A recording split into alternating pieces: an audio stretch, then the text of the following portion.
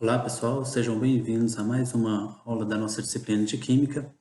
E hoje nós vamos dar continuidade nosso estudo e à nossa investigação com relação à constituição da matéria, tentando analisar, né, os resultados experimentais que foram obtidos e que resultaram numa evolução da forma com que a gente enxergasse, né, que a humanidade visualizava o nosso modelo atômico.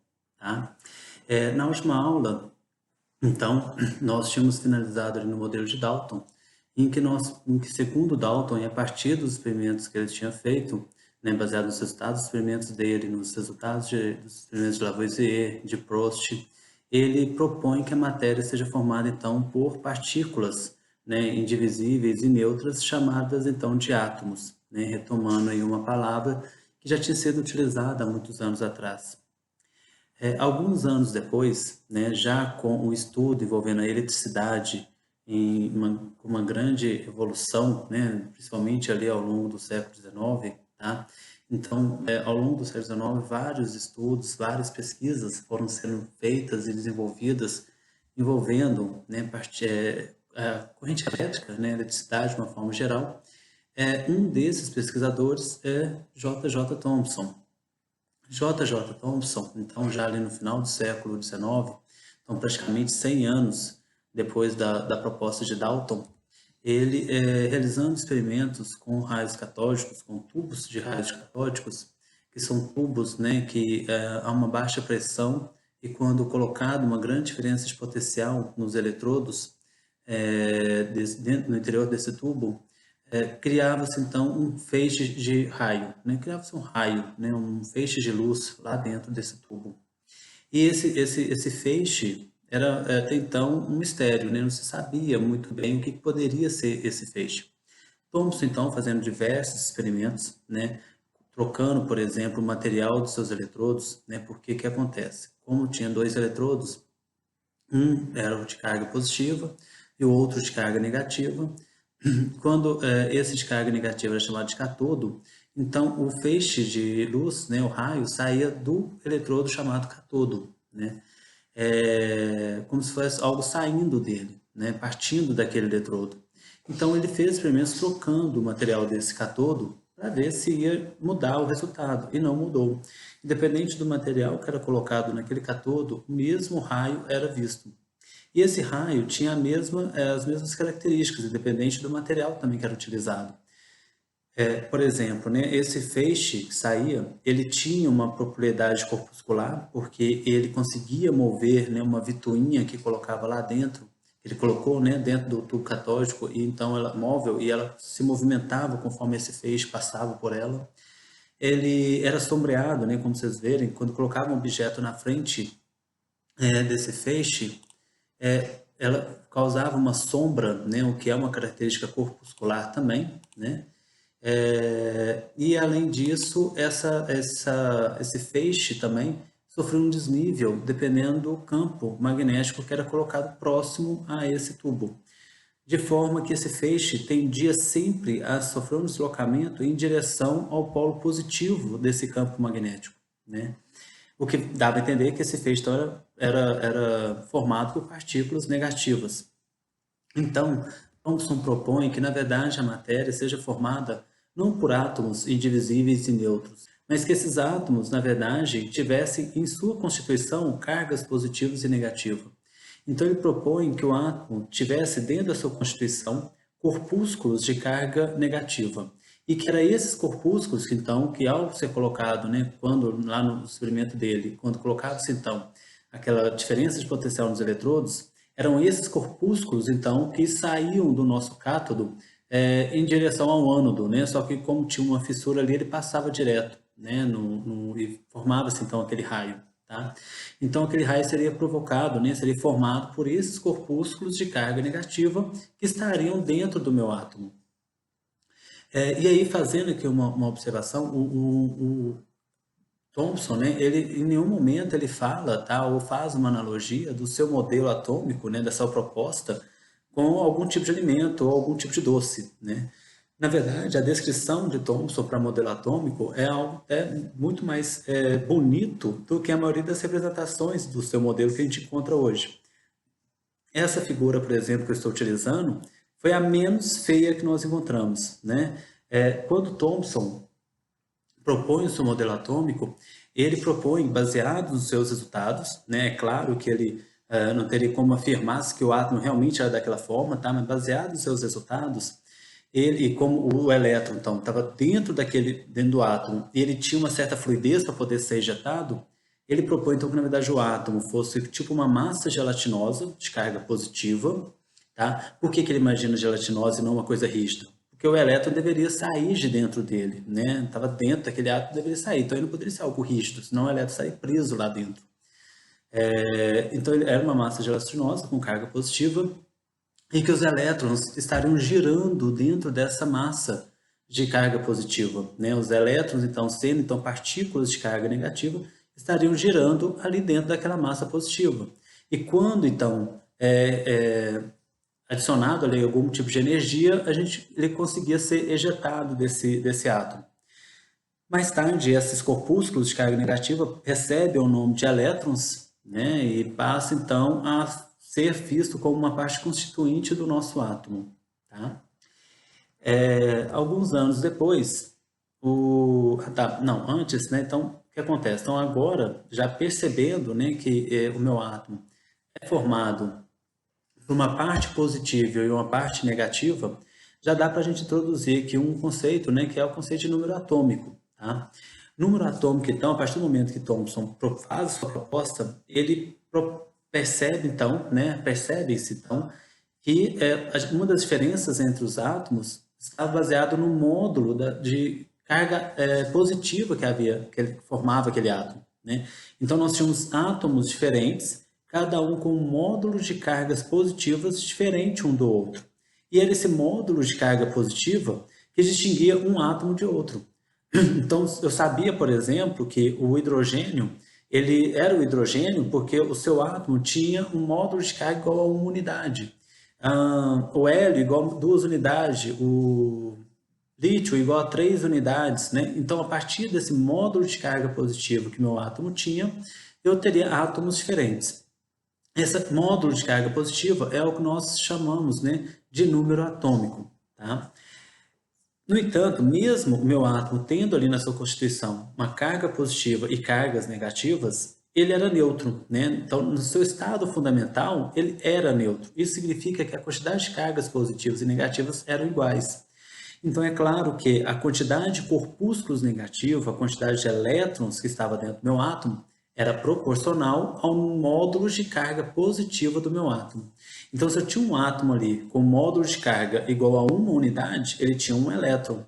Um outro átomo que tivesse, por exemplo, 16 elétrons dentro da sua estrutura, então ele tinha um módulo de carga positiva igual a 16. Né? E essa é uma definição muito importante, tá? Essa questão do número atômico e essa questão da neutralidade das cargas quando eu tenho um átomo no seu estado fundamental, ok? Mais para frente a gente vai ver o que acontece quando esse elétron, né, no caso ali, quando o elétron é injetado, né, o que acontece com esse átomo e quando ele pode também vir a receber um elétron. Mas isso nós vamos discutir depois em próximas aulas.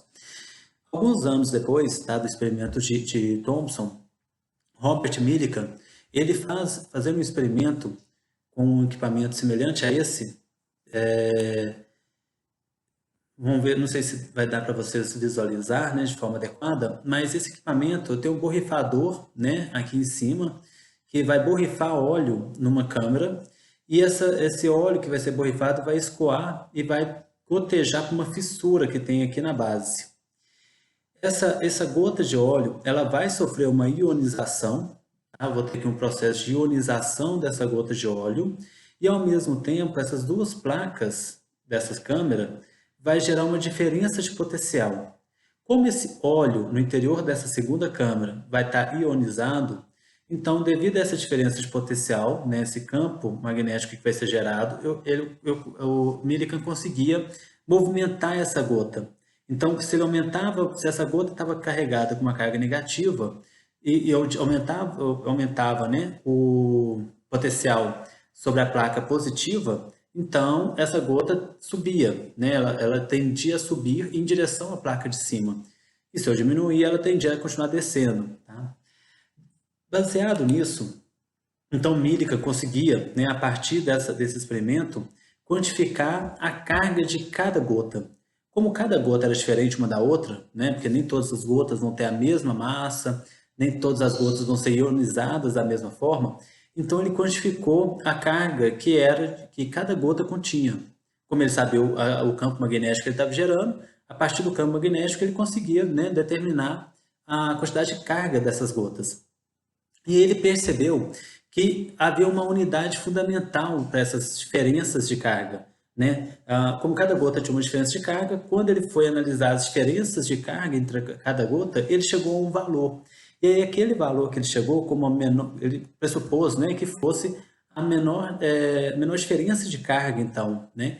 E essa menor diferença de carga, ele propôs que fosse a carga elementar do nosso elétron. E essa carga elementar é o que nós conhecemos como carga fundamental, né? Lá atrás, Thomson, né, quando tinha feito seus experimentos, devido ao desnível que ele tinha na curva, né, no raio, então conforme ele colocava o campo magnético, né, em torno desse tubo, esse raio sofria um desnível, e de acordo com esse desnível que ele sofria, e conhecendo o campo magnético que ele colocava nesse tubo, ele conseguiu deduzir a razão carga-massa desse meu elétron, né? Então, sabendo a carga-massa, que foi um dado encontrado por Thomson, Millikan, então, ao descobrir a menor diferença, né, das cargas, ou seja, descobrir a carga fundamental do nosso elétron, permite a Millikan também calcular a massa do nosso elétron, né? Então, hoje, por exemplo, né, nós temos conhecimento dessa carga do elétron baseado, por exemplo, no experimento Millikan. É claro que, assim, hoje nós conseguimos determinar essa carga do elétron, né, de uma forma muito mais exata, tá? Mas a diferença desse valor determinado hoje é muito próximo, né? A diferença é muito pequena com relação ao valor que Millikan determinou durante seu experimento. Passando, né, continuando a nossa trajetória histórica, ainda na discussão, né, ainda dentro desse raciocínio sobre a inserção de cargas no nosso átomo, eu vou acrescentar mais um pesquisador antes, ainda nessa aula, que é Ernest Rutherford. Rutherford, né, ele já trabalhava com partículas, com radioatividade, e aí ele pede, né, para que dois de seus alunos realizem um experimento, né, aquele famoso experimento que todo mundo está, né, cansado de ver, em que um feixe de partículas alfas seria atirado, né, contra uma folha de metal, esperando que aquelas partículas alfas atravessassem aquela folha de metal, né, acertando um anteparo ao fundo daquela folha. No entanto, quando os alunos de Rutherford fazem o experimento, algumas dessas partículas sofrem, né, um desvio na sua trajetória e poucas partículas são ricocheteadas. Isso não faria sentido, porque de acordo com o modelo proposto, né, por Thomson, que até então estava sendo o modelo atômico aceito cientificamente, como era uma massa gelatinosa e neutra, né, porque a quantidade de cargas positivas e negativas ali eram iguais, então aquela partícula alfa, mesmo tendo uma carga positiva, ela deveria simplesmente atravessar, né, aquela folha de ouro e ser parada atrás, né, ser amparada lá no anteparo, né, que estava atrás da folha de metal. Quando essa partícula ricocheteia, é uma surpresa, é surpreendente, né? Porque o elétron em si não teria condição de ricochetear essa partícula, que era muito maior do que o elétron, né? Uma vez que já se sabia a massa do elétron, sabia também que essa partícula alfa era muito maior do que o elétron, então ele não teria condições de fazer isso com essa partícula alfa.